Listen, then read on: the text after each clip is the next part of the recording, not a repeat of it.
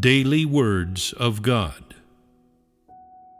Today, what you have come to understand is higher than that of any person throughout history who was not made perfect.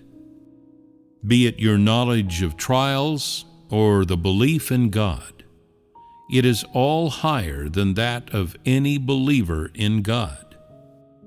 The things you understand are what you come to know before you undergo the trials of environments. But your real stature is completely incompatible with them. What you know is higher than what you put into practice. Though you say that people who believe in God should love God and should strive not for blessings, but only to meet God's will, what is manifested in your lives is a far cry from this and has been greatly tainted. Most people believe in God for the sake of peace and other benefits. Unless it is to your benefit, you do not believe in God. And if you cannot receive God's graces, you fall into a sulk. How could what you have said be your true stature? When it comes to inevitable family incidents, such as children falling ill, loved ones being hospitalized, poor crop yields, and persecution by family members, even these oft-occurring quotidian matters are too much for you. When such things happen, you are thrown into a panic. You do not know what to do, and most of the time, you complain about God. You complain that God's words tricked you, that God's work made a mockery of you. Do you not have such thoughts? Do you think such things happen among you only rarely? You spend every day living amid such events. You do not give the slightest thought to the success of your faith in God and how to meet God's will. Your true stature is too small, even smaller than a little chick's. When your family's business loses money, you complain about God.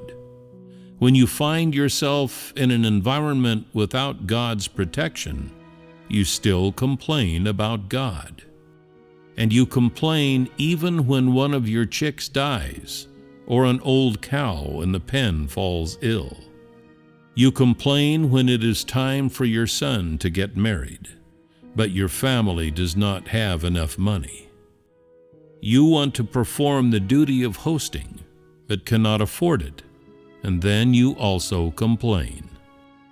You are overflowing with complaints, and you sometimes do not attend gatherings or eat and drink the words of God because of this, sometimes becoming negative for a great length of time.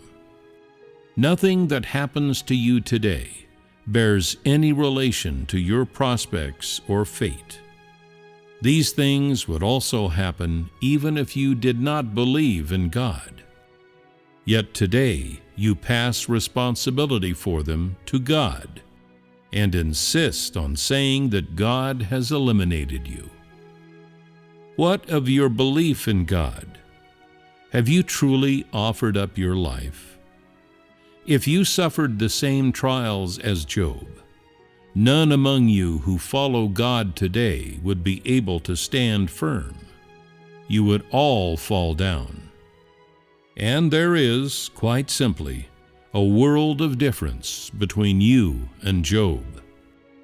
Today, if half your assets were seized, you would dare to deny the existence of God. If your son or daughter were taken from you, you would run the streets crying foul. If your only way to make a living reached a dead end, you would try and take it up with God. You would ask why I said so many words in the beginning to scare you. There is nothing you would not dare to do at such times. This shows that you have not gained any true insights and have no true stature. Thus, the trials in you are too big, for you know too much. But what you truly understand is not even 1,000th of what you are aware of. Do not stop at mere understanding and knowledge. You had best see how much you can truly put into practice, how much of the enlightenment and illumination of the Holy Spirit was earned through the sweat of your own hard work, and in how many of your practices you have realized your own resolve. You should take your stature and practice seriously. In your belief in God, you should not try to merely go through the motions for anyone. Whether or not you can ultimately gain the truth and life depends on your own pursuit.